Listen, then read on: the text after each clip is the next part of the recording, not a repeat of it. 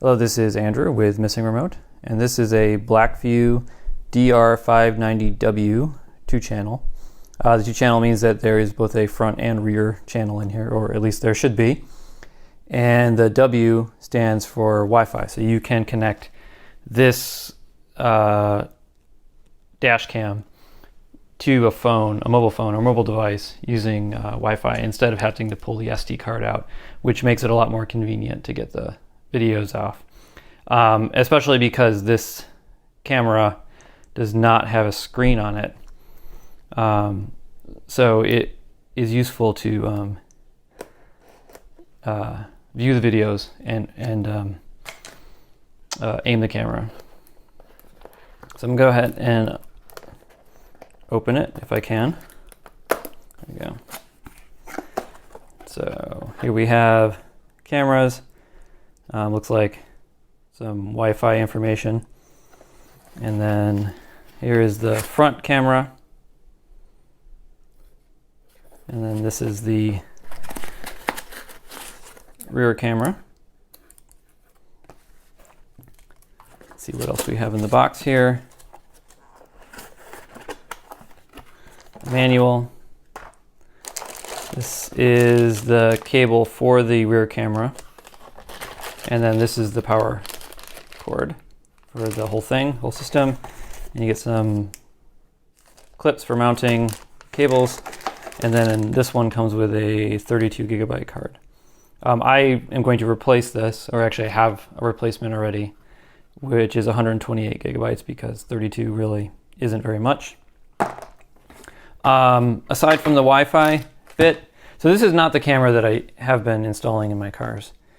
I use a different one, but I decided to try something a little bit different. We recently got another car, and for two reasons. One, this is a 12 volt instead of a 5 volt, which is what most of them, or the other ones that I've been using, run on. And I thought that might be a little bit simpler and easier to install because the car is native 12 volt.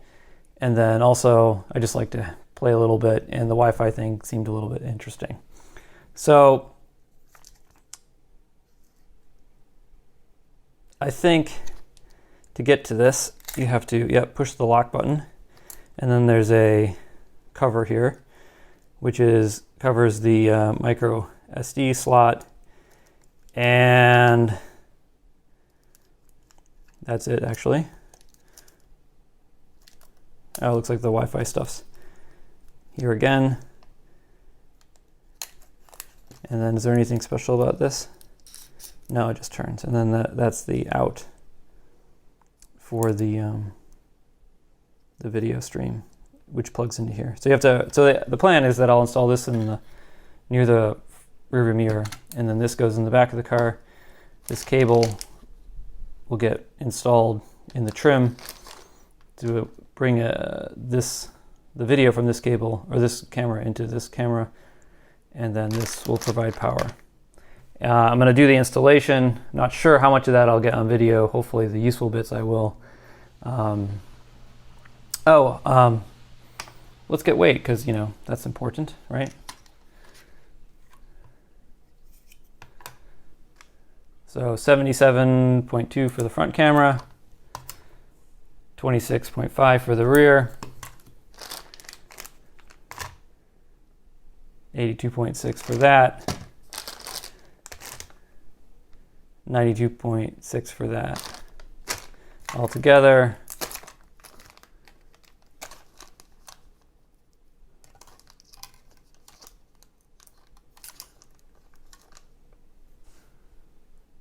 $278.7, but there's actually more because this goes in the cigarette lighter, or it's not a cigarette lighter anymore, auxiliary 12 volt power. And I'd like to, or what I have done in the past is I use a fuse tap, which is what this is, to basically you find a fuse in the fuse panel that provides this kind of power that you want, whether that is all the time or just when the car is on or when the ignition is on. and then you put the tap, this bit, into that fuse. You put it, the original fuse, I think, in the bottom, and then another fuse in the top, and then you have power. And then what I'm going to do is I'm going to have to cut this here, strip the wire back, and I'll get a ground, or actually here, cut this back, I'll get a ground and a live, and the live goes in here, the ground goes to somewhere on the chassis, the car's chassis, to get it to earth, and then it'll work. And that's one of the areas where having native 12 volt makes it a little bit more reliable and serviceable, because the 12 volt to 5 volt converter, because most of these cameras run off of 5 volt, like a USB or something like that, those can fail.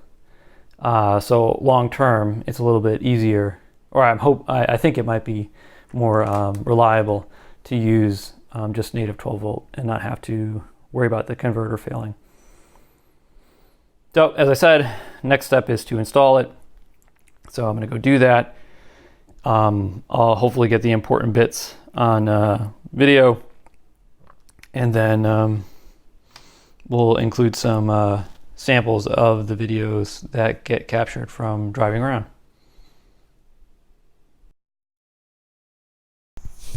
So obviously we're now in the car, and because I've had problems with this in the past, we're going to make sure that this works before doing the installation.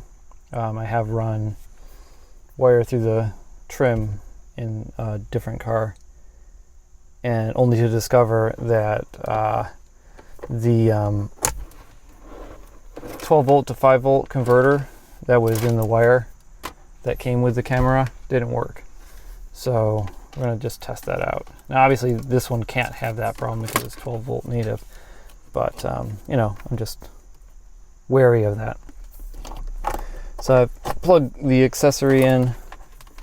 I have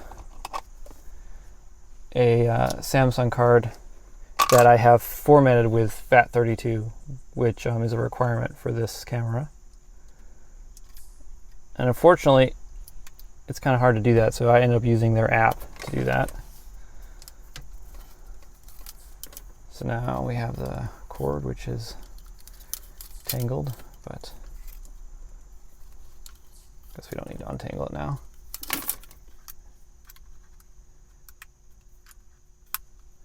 Let's plug that in and see what happens.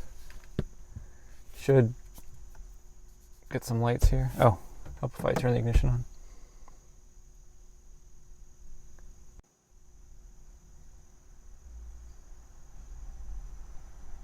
Initializing SD card. Please do not disconnect the power. So it's formatting the card, or actually not formatting the card, initializing the card, getting it ready for use, and then it restarts itself.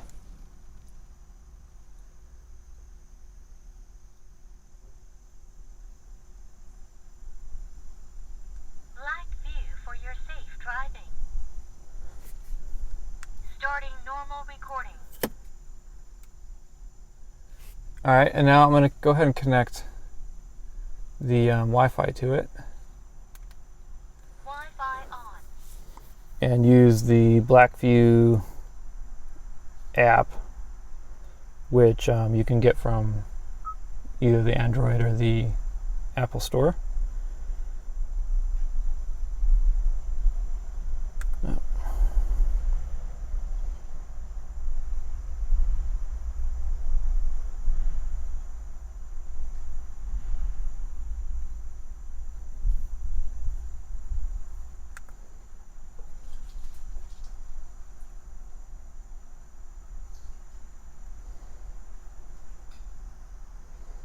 There we have our camera. I suppose I should test the that the back camera works as well. Oh, there we go. There's the back camera. So back camera, front camera. This little button down there switches them. Let's check our firmware. This is one of the nice things about the Wi-Fi version. You can upgrade firmware using the app. That's neat. Time zone.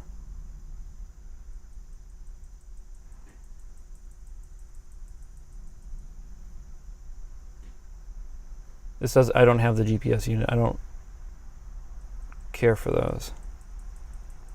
So we have time. That's right.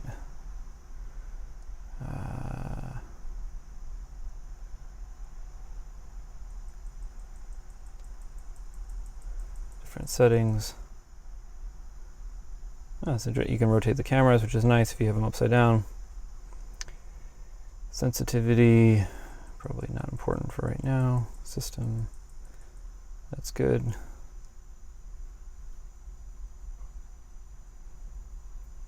All right, so let's save and close. Restarting.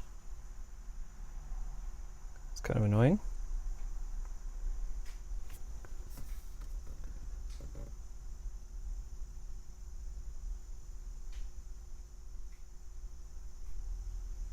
Formatting SD card. Please do not disconnect the power.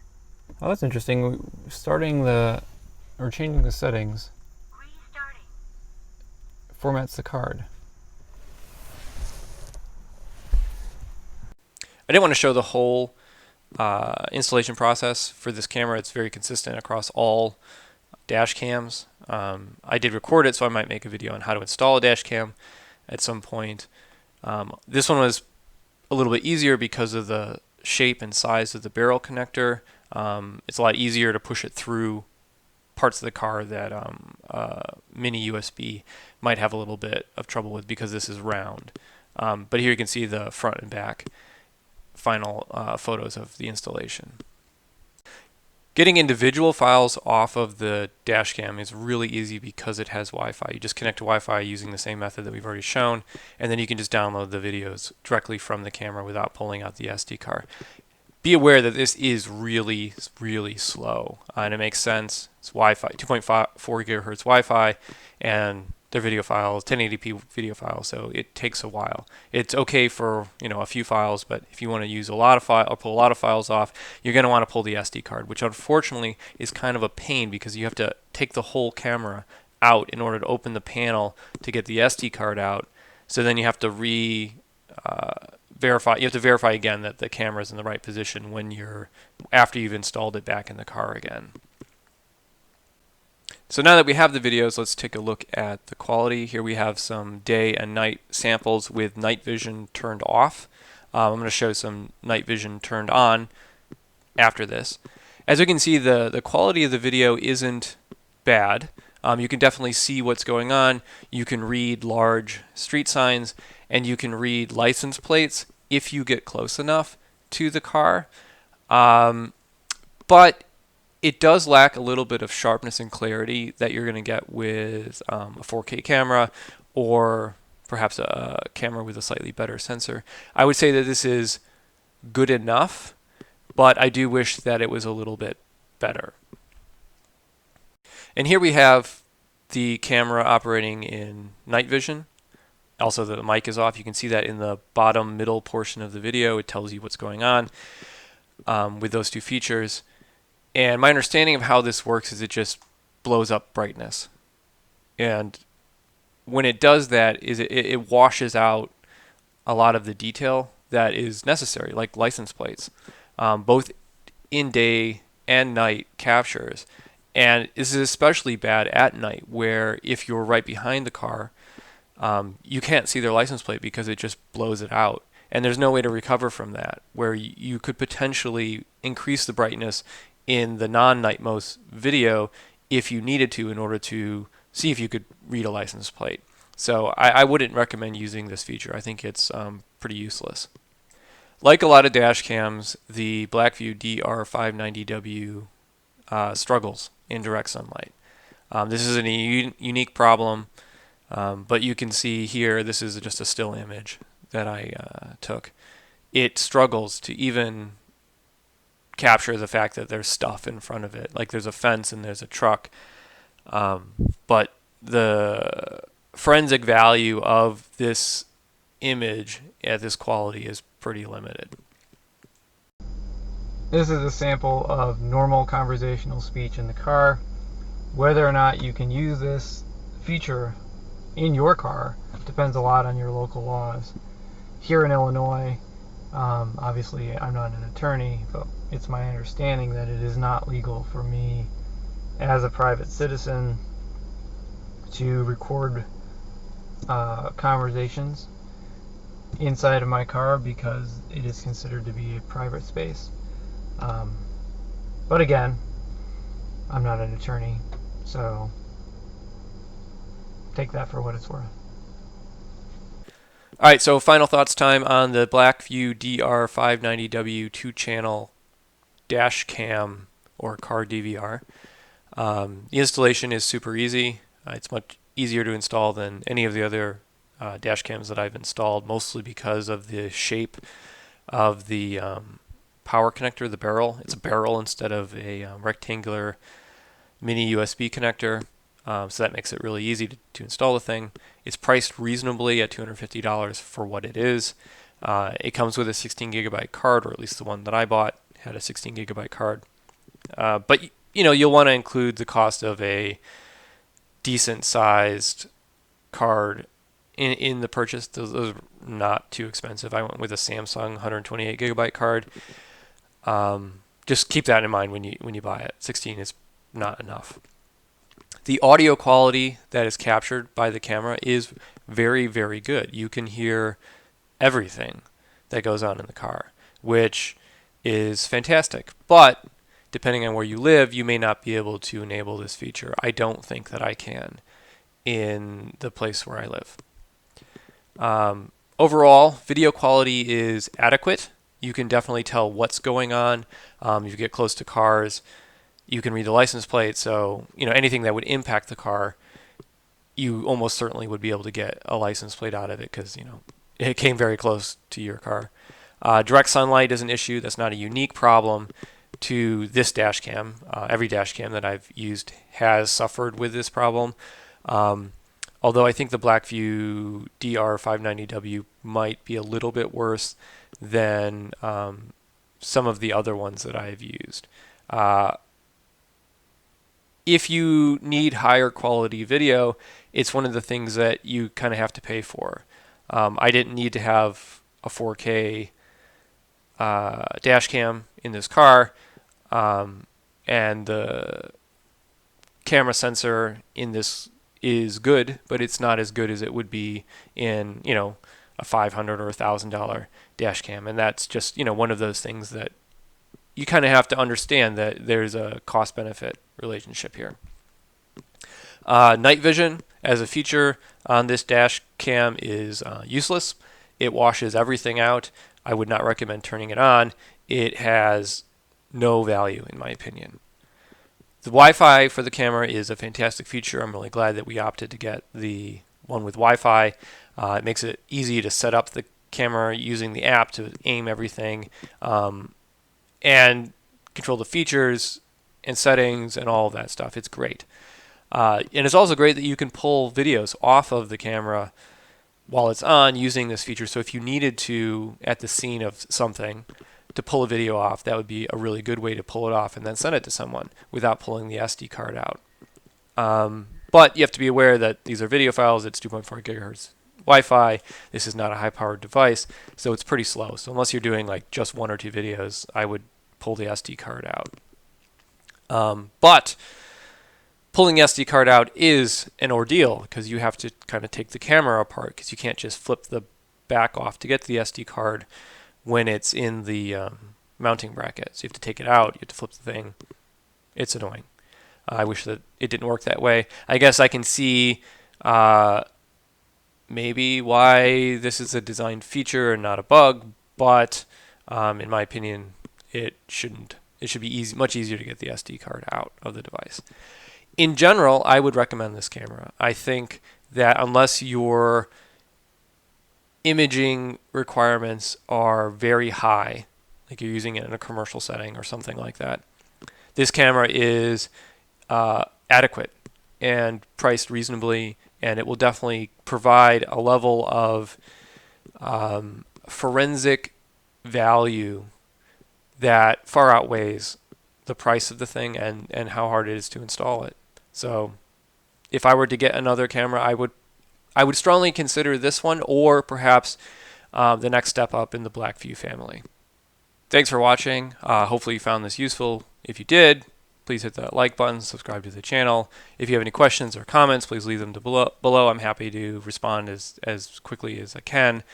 And let me know if you'd like to see that, how to install a Dashcam video. It's one of those things that's really easy if you know how to do it, but it's not entirely straightforward. So I think there's value there, but I don't want to bore anybody either. Anyway, cheers.